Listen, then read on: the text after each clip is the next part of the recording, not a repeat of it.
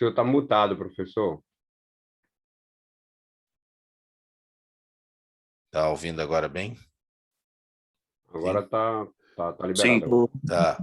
Então, vamos começar aqui o elementos ou requisitos do ato administrativo. E é a reta final aqui da parte teórica, depois vem os exercícios e a gente vai entender bem melhor, né, ato administrativo. Vamos dar continuidade aqui. Elementos ou requisitos do ato administrativo. Adiante, vamos estudar os 5 elementos ou requisitos de validade dos atos administrativos obtidos a partir da Lei de Ação Popular. Então, normalmente a gente memoriza, né? Eu prefiro memorizar assim, ó, botou CFFMO. Eu memorizei COFI FOMOB, essa parte aqui de baixo, aqui, ó, COFI FOMOB, que é o quê? Competência, quem pode praticar o ato, finalidade, para quê? Né? Forma, meio de exteriorização do ato, motivo, causa, né, ou do porquê da causa do ato, né, da prática do ato, objeto é o próprio conteúdo do ato, né, que se especifica. Então, para memorizar, a dica é usar o mnemônico CFFMO. Eu prefiro esse aqui. Eu uso esse aqui para fazer nas provas. Vem logo na cabeça esse aqui, COFI-FOMOB. Até caiu uma prova, eu já fiz uma prova que caiu dissertação sobre isso. Nesse caso, você tem que memorizar, tem que saber, né? Nas classificações não precisa saber, né, de cabeça, mas nesse caso aqui, dos requisitos, é sempre cobrado, e você precisa saber quantos são, aí não tem jeito. Aí, na prova que eu fiz, eu até passei nesse, que era da PEX, advogado, mas não tive interesse. Mas aí caiu sobre isso, COFI-FOMOB, botei competência, blá, blá, blá, blá, finalidade. Lógico que é numa redação pequena, né? Era 10, 20 linhas só. Não deu para discorrer muito.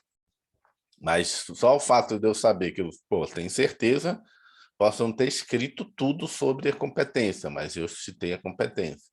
Posso não ter escrito nos detalhes sobre finalidade, mas eu, assim, pelo menos eu falei, nessa questão aqui, né, discursiva aqui, eu não vou zerar, eu já sei todos os, né, os requisitos.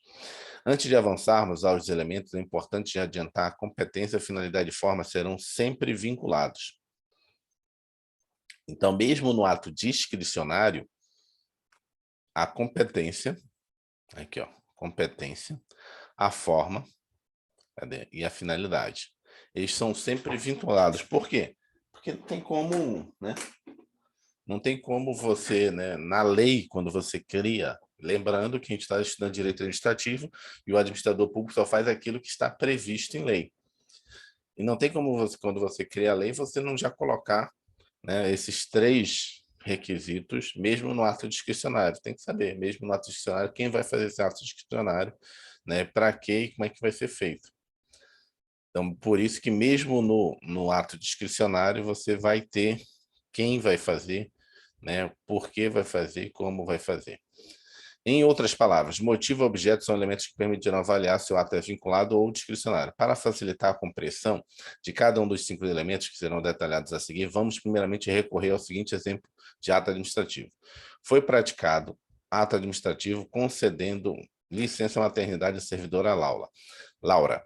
A licença foi concedida pelo secretário de Recursos Humanos de seus órgãos, por meio de uma portaria publicada no boletim interno da repartição. A referida licença foi concedida em razão da servidora ter dado à luz, conforme direito previsto no artigo X do Estatuto que rege o vínculo de Laura. Vocês viram que tudo que foi colocado aqui tem a ver com uma desses requisitos. Vamos lá. A partir dessa leitura, apesar de simplória, perceba os seguintes elementos da licença concedida. Competência, quem foi que concedeu? O secretário de Recursos Humanos. Qual a finalidade? Interesse público, proteção da maternidade. Qual foi a forma que foi feito esse ato administrativo? Uma portaria. Qual foi o motivo? Nascimento do filho dela, artigo X do Estatuto. Né? Qual o objeto? A concessão da licença da maternidade. Então, se você for para o dia a dia da administração pública, aqui do serviço público, você vai perceber que você vai ver que, né, tudo que for feito vai percorrer esse percurso aqui, né? Competência, finalidade, forma, motivo, objeto. Agora sim passamos detalhadamente a cada um desses elementos. Tinha uma nota de rodapé aqui, que eu acho que tinha colocado aqui em cima, que é da ação popular, de onde é que veio esses requisitos. Ó. Lei 4.717, 1965, artigo 2º. São nulos os atos lesivos ao patrimônio das entidades mencionadas no artigo anterior nos casos de incompetência, forma, ilegalidade de objeto, inexistência de motivos e desvio de finalidade. Aqui ele está falando que a doutrina construiu quais elementos, né, necessários para um ato administrativo para que ele seja, né, completo. A doutrina surgiu a partir daqui, 1965, da Lei 4.717. Vamos lá, competência. A competência consiste no poder conferido ao agente ou a órgãos para desempenho de suas atribuições. É o sujeito a quem o ordenamento jurídico concede poderes para a prática do ato. Por este motivo é que este elemento, por vezes, é chamado de sujeito. Grosso modo, se a gente fosse dizer assim, por um senso comum, é o cara que assina. Quem é o cara que assina? É o cara que é competente. Competência é quem assina, né? É o diretor, é o secretário, o coordenador, é o chefe da divisão, é o cara que assina. É a competência. José dos Santos Carvalho Filho define a competência e traça interessante paralelo entre competência e capacidade civil da seguinte forma: competência é o círculo definido por lei, dentro do qual podem os agentes exercer legitimamente sua atividade. No direito público, há um plus em relação ao direito privado. Naquele se exige que, além das condições normais necessárias à capacidade, atue o sujeito da vontade dentro da esfera que a lei traçou. Quando um agente ou um órgão pratica um ato administrativo sem deter a competência necessária, trata-se de ato inválido, em razão de ter havido excesso de poder, uma das modalidades de abuso de poder.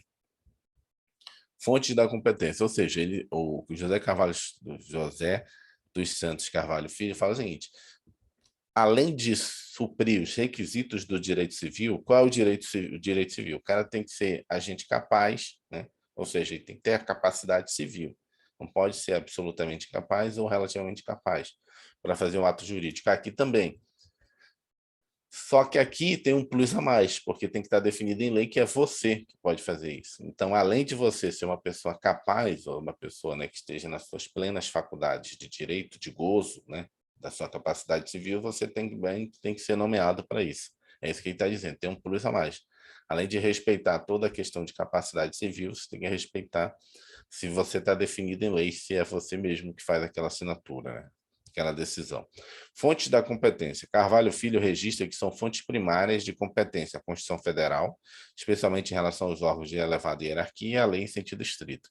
Além disso, a competência pode derivar de normas expressas em atos administrativos de organização, competência derivada. Vê-se, segundo o autor, que a competência dos órgãos de agentes públicos pode estar definida na Constituição Federal, na lei e nos atos normativos de organização.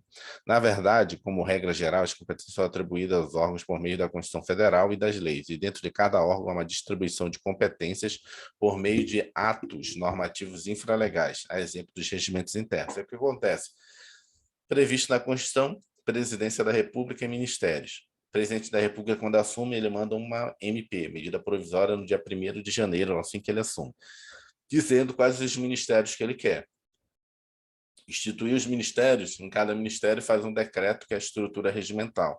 Dentro da estrutura regimental tem o que cada um vai fazer. Dentro daquilo que cada um vai fazer, é aquilo que você está, vamos dizer assim, responsável por assinar pareceres, nota técnica, portaria, resolução. É isso que ele está dizendo aqui. Então, a Constituição diz que o Poder Executivo tem a presidência e os ministérios. O presidente da República, quando assume dia 1º, manda o quê? Uma lei, dizendo, ó, eu vou ser o presidente, né? A presidência vai ser essa estrutura para mim, e os ministérios vão ser esses, 22, 20, quanto eu quiser. Ok. Feito isso, abaixo, quando assume cada ministro, ele faz um decreto, né, que o presidente assina também junto com ele, né, referendo, que é a chamada estrutura regimental. Ah, vai ter 3 secretarias, 4, cada secretaria vai ter tantos departamentos, cada departamento vai ter tantas coordenações gerais, cada coordenação geral vai ter tantas coordenações, cada coordenação vai ter tantas divisões, depois cada divisão vai ter tantas seções. Aí você tem essa estrutura. Dentro de cada caixinha dessa vai ter um chefe, que é o cara que é competente para fazer aquilo. Além disso, tem um substituto, que na eventualidade de férias, afastamentos, né, licença, quem assina é o substituto. essa estrutura aqui que ele está meio que dizendo aqui, regimentos internos. A respeito da competência definida em atos administrativos, Maria Silva Zanella de Pietro lembra da possibilidade de definição da competência por meio de decretos autônomos, na medida que pode organizar o funcionamento da administração pública. No entanto, consoante veremos a seguir, a competência é intransferível, de modo que no próprio órgão não poderá estabelecer por si só atribuições. Critérios definidores da competência. Carvalho Filho aponta a existência de 4 critérios que podem ser utilizados para a definição de competência. Quanto à matéria, né? Competência é definida em razão das especificidades da função a ser exercida, exemplo, criação de diversos ministérios e secretarias estaduais. Hierarquia. Segundo estes critérios, competências mais complexas ou de maior responsabilidade são atribuídas a agentes situados em plano hierárquico mais elevados. Quanto ao lugar, decorre da necessidade da descentralização territorial das atividades administrativas, exemplos das delegacias regionais de um órgão federal. Tempo. A norma confere temporariamente uma competência a determinado órgão, exemplo, ocasiões de calamidade pública. Ou seja, competência pode ser pela matéria, que é o caso dos ministérios, pode ser por hierarquia, então, ou seja, dentro do órgão, você colocar no órgão de cima as decisões mais importantes, nos órgãos de baixo, decisões menos importantes, ou criar alçada, ter determinado valor, quem assina a licitação, secretário, acima de determinado valor, acima de 1 milhão, só quem assina é o ministro. Lugar, são aqueles casos onde, por exemplo, o Ministério da Economia tem todos os estados do Brasil. Então, naquele estado, quem assina é o superintendente administrativo lá. E o tempo são os casos que a gente teve agora de Covid, né? Que algumas matérias foram avocadas aqui para a presidência novamente. Características da competência. Celso Antônio Bandeira de Mello elenca as seguintes características da competência. É de exercício obrigatório, pois consiste em um poder-dever. O órgão não pode optar entre exercer ou não a competência atribuída pelo ordenamento jurídico. É irrenunciável. O órgão ou agente público não detém autonomia para abrir mão da competência recebida. Princípio da indisponibilidade do interesse público.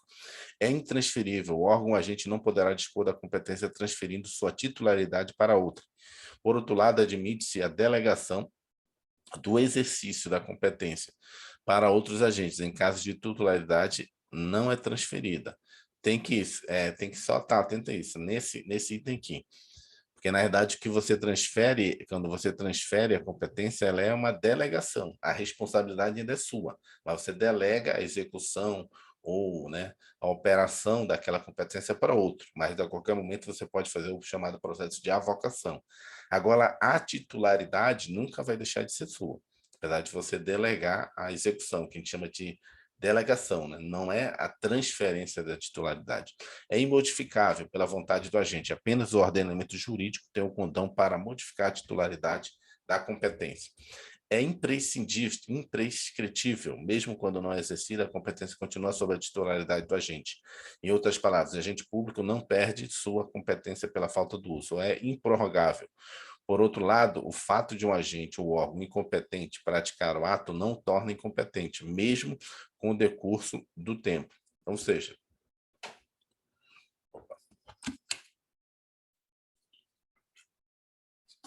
isso aqui é aquele chamado que a gente viu lá da convalidação. Um órgão incompetente faz, isso não quer dizer que, porque ele fez, se eu convalidei, ele passa a ser o competente para aquilo, ele continua sendo incompetente. Né? Não passa para ele a competência. É o outro órgão aqui. Por outro lado, o fato de um agente ou órgão incompetente praticar o ato não o torna competente, mesmo com o decurso do tempo. Ou seja, ele está fazendo, mas não é ele que deveria estar assinando. Eu vou lá, posso até convalidar, mas não passa a competência para ele, porque ele vai continuar sendo um órgão competente. Delegação e avocação. Apesar de não se admitir a transferência da titularidade da competência, intransferibilidade da competência, é possível que seu exercício seja transferido a outros órgãos agentes. Assim, tem lugar a delegação e a avocação de competências, situações nas quais se permite uma separação entre o seu titular originário e aquele que de fato exerce. Em ambos os casos se encontram previstos na Lei 9784 de 99. Lei 9784, artigo 11. A competência é irrenunciável. Nós já vimos aqui até aqui no conceito doutrinário, aqui, ó, é irrenunciável. E se exerce pelos órgãos administrativos a que foi atribuída como própria, salvo caso de delegação, ou seja, delego, eu passo para a pessoa, digo, você vai fazer isso agora, entendeu? Você vai executar. competência ainda continua sendo minha. A responsabilidade da competência é minha, mas eu deleguei para que você executasse. E a vocação? A vocação, como a competência ela é minha, eu só deleguei para você, eu posso avocar. Dizer, olha, a partir de agora, quem vai assinar, né, viagens, diárias e passagens, né? Diárias e passagens. Quem vai assinar as viagens, né, vai ser, sei lá, o coordenador aqui. Ok. Começou a dar problema.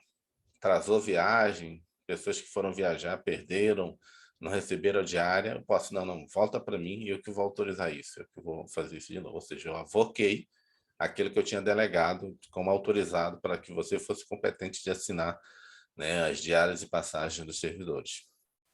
Vamos lá, de forma simplificada, tome como exemplo o organograma da seguinte entidade: autarquia, diretoria A, diretoria B, departamento X, departamento Y, departamento alfa, departamento beta. Imagine que a legislação estabeleça a diretoria geral A, isso aqui, como competente para a prática de determinado ato administrativo, titularidade da competência. Resumidamente, se esta diretoria expede um ato atribuindo o departamento X, isso aqui, passa para baixo a competência. O departamento alfa, como competente para aquele ato, houve delegação de competência do exercício, delegação do exercício desta competência. Agora, se o presidente da autarquia chama para si outra competência, que originalmente era da diretoria, terá a vocação, ou seja, o presidente diz, não, vou fazer isso aqui, porque ele é o chefe da autarquia, então ele pode avocar qualquer coisa que esteja abaixo dele. Vista a semelhança acima entre delegação e vocação, vamos agora passar as principais diferenças. A delegação consiste na transferência do exercício a órgão agente em nível hierárquico inferior. Em geral, encontra-se definida da seguinte forma na Lei 9784. Lei 9784, artigo 12. Um órgão administrativo e seu titular poderão, se não houver impedimento legal, delegar parte de sua competência a outros órgãos ou titulares, ainda que este não lhe sejam hierarquicamente subordinados, quando for conveniente, em razão de circunstâncias de índole técnica, social, econômica, jurídica ou territorial. Quando ele fala assim, ainda que não seja hierarquicamente subordinado, pode ocorrer que tenha uma competência aqui, o presidente da autarquia não, na verdade eu vou querer que delegue essa competência para cá, o departamento. Por quê? Porque tecnicamente faz mais sentido estar aqui, entendeu?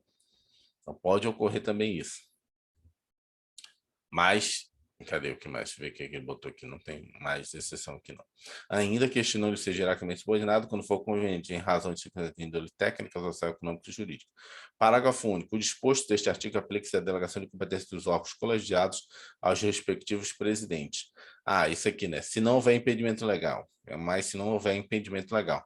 Por quê? Porque, às vezes, na estrutura regimental, eles colocam assim, dá uma competência para determinado órgão, daqui a pouco ele fala assim mesmo, parágrafo tal, né? Ou parágrafo único, parágrafo tal.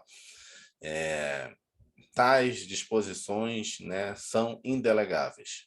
Ou seja, já colocou no regimento que aquela, ou então ele bota assim, inciso tal, tal, tal, incisos tal, tal, tal, tal, são indelegáveis. Ou seja, está dizendo que naquela estrutura regimental, aquelas funções ali, a pessoa não pode delegar. Aí, às vezes, também tem nos regimentos, assim, quando você lê regimento, às vezes alguns concursos, principalmente tribunais, cobram regimento. Às vezes, algum regimento tem essa expressão. Parágrafo tal, tem as competências, compete, normalmente vem assim, artigo tal, compete, 2 pontos, aí tem as competências. Aí, depois, no parágrafo, ele bota assim, ó,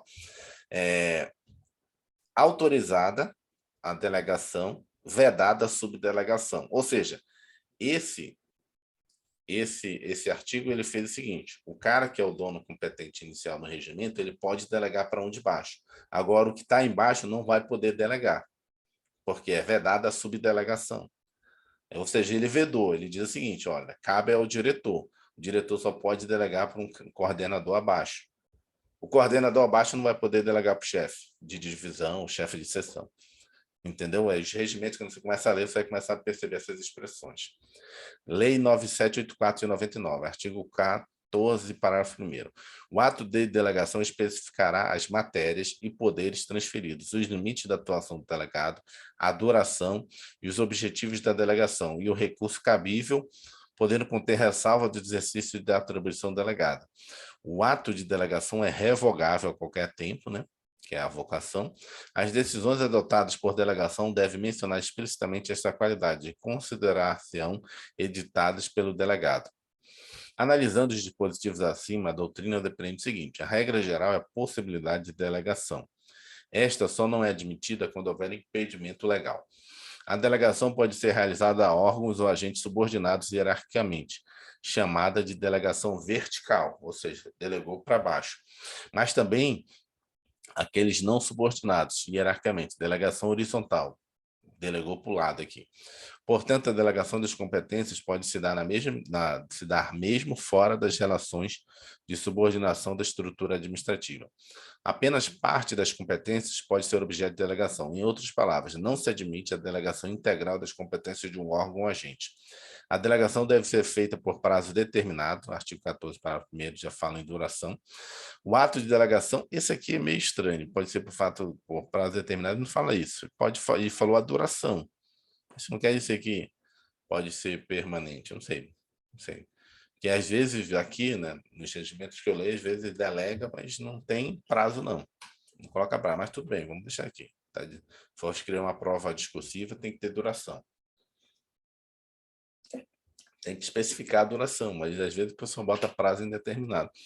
O ato de delegação pode conter ressalva de exercício da atribuição delegada, mencionando, por exemplo, situações em que o agente delegado deverá receber uma autorização especial do agente delegante. Tem uma nota de rodapé do 41. Onde é que está o 41? 41. Possibilidade de delegação. Apesar disso, há entendimentos doutrinários divergentes. Exemplo de José dos Santos Carvalho Filho, segundo tal, tanto a delegação como a avocação devem ser consideradas como figuras excepcionais, não a regra, só justificáveis ante os pressupostos que a lei estabelecer. Ok. O ato de delegação é discricionário e revogável a qualquer tempo pelo agente delegante. Ato praticado por delegação deve mencionar expressamente esta situação. Quem responde pelo ato praticado por delegação é o agente delegado, e não quem delegou como regra. Além destas características, é importante mencionar... Saiu aqui. É importante mencionar... Deixa eu botar aqui. É importante mencionar que a professora Fernando Marinella leciona que o ato de delegação não retira a competência da autoridade delegante. A autoridade delegante continua competente cumulativamente com a autoridade delegada. Vimos que a regra é a possibilidade de delegação de competências. No entanto, haverá situações em que ela expressamente veda a delegação. Qual é o caso? É o artigo 13 da Lei 9784, que são os atos que são indelegáveis. Isso aqui é o que mais cai em prova. Isso aqui é... Até botar aqui. Tem que memorizar isso aqui. Decorar. São matérias indelegáveis, né? Seguintes atos administrativos. Matérias de competência exclusiva. Normalmente no decreto, quando faz estrutura mental, já vai colocar, enfim, vedada a delegação. Edição de atos de caráter normativo, ou seja, se um determinado órgão é competente para exercer uma determinada, né, normativa, ele não pode delegar para outro. E decisão de recursos administrativos. Ou seja, se você é o cara que é o responsável por receber o recurso, você não pode delegar para outro. Para memorizar, usar a dica cenoura. Competência exclusiva, ato normativo, recurso administrativo. Gostei, eu não sabia da cenoura. Competência exclusiva, caráter normativo, recursos administrativos. É importante destacar ainda que o ato que delegar a competência e o que revogar a delegação deverão ser publicados em meios oficiais. A Lei 9784, artigo 14. O ato de delegação e sua revogação deverão ser publicados no meio oficial, Diário Oficial da União. Por outro lado, na avocação, uma autoridade hierarquicamente superior chama para si o exercício de determinada competência que originariamente pertencia a outra unidade.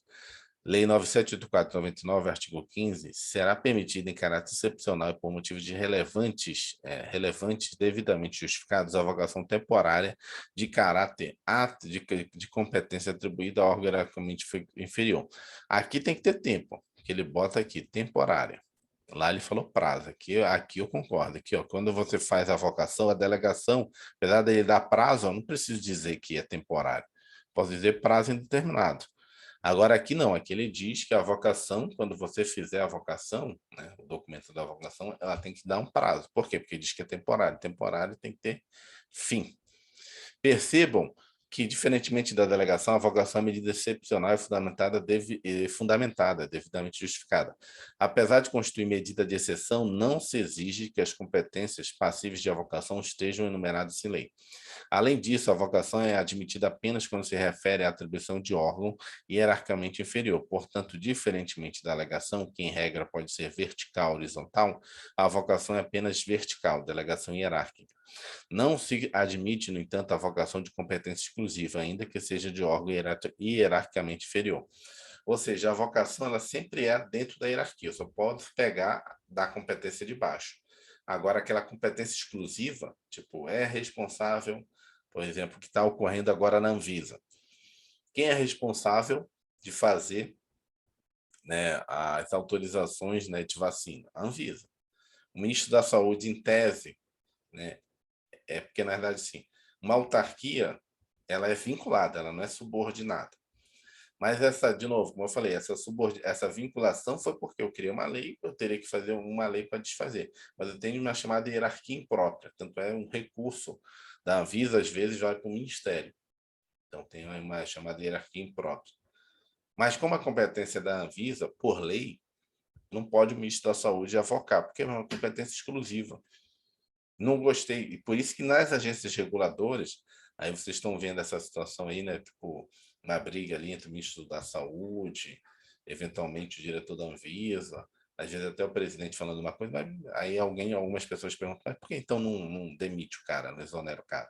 É porque nas agências reguladoras tem a regra da chamada uma certa, vamos dizer assim, estabilidade. Quando você nomeia o diretor, você automaticamente dá uma estabilidade para ele de 4 anos, normalmente. Então, só posso tirar ele antes de 4 anos, como quem aprova o nome dele. Eu indico ele. O Senado faz a sabatina, dizendo, ok, vai esse cara. E aí eu nomeio ele, para eu tirar ele, tem que voltar no Senado. O Senado tem que aprovar a retirada dele. Não? Por quê? Porque justamente para um diretor das agências reguladoras, dependendo da agência reguladora, como está ocorrendo agora a Anvisa, percebe-se, se fosse adjunto é tipo, qualquer momento eu posso tirar a pessoa, você criaria uma pessoa que provavelmente cederia eventualmente as questões políticas do que a visão técnica. Então, por isso que nas autarquias, né, que tem a prerrogativa de ser agência reguladora, tem essa característica, eles têm uma certa estabilidade justamente para não ceder às pressões, né, da população, né, até ameaça de morte estão recebendo, justamente para ter a visão técnica da coisa. Não, o certo é esse. Está recebendo ameaça de morte, pressão do próprio ministro, mas como ele sabe que ele pode assinar e não vai ser exonerado, a não ser que o Senado também concorde, aí o Senado pode retirar ele. Mas aí teria que fazer toda como é que a gente chama? Uma costura política para dizer, olha, eu quero que tire a pessoa, e o Senado tem que aprovar. E aí teria que construir isso lá, né? Aí teria que comprar apoio político, essas coisas todas. SEBRASP, Superior Tribunal de Justiça, analista judiciário e administrativo. A legislação autoriza a avocação de competência atribuída a órgão hierarquicamente inferior, desde que tal a avocação seja excepcional, temporária, esteja fundamentada em motivos relevantes devidamente justificados. Correto, né? É o que a gente acabou de ler. A avocação tem que ser temporária, excepcional e devidamente justificada.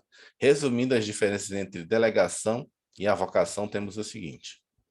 A avocação, medida excepcional,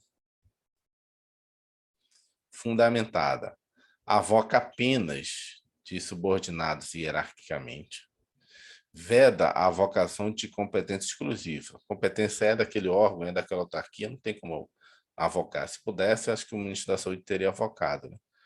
Medida comum só é vedada se houver impedimento legal. Ah, isso aqui é a delegação. Isso aqui é a delegação. Aqui é a avocação.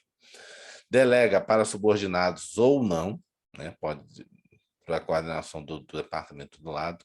Indelegável. O que é indelegável? Ele botou aqui para a gente decorar como é que foi? Foi cenoura. Cenoura. Competência exclusiva, atos normativos, né? Recursos administrativos. Você não tem como delegar isso. Por fim, consoante salienta Marcelo Alexandrino, a revogação de um ato de delegação não pode ser confundida com um ato de avocação. Na avocação, a autoridade chama para si uma competência subordinada, ao passo que na revogação da delegação, a titularidade da competência é do delegante. Deu certinho 30 minutos. Vamos finalizar essa parte e vou começar outra. Só um momento.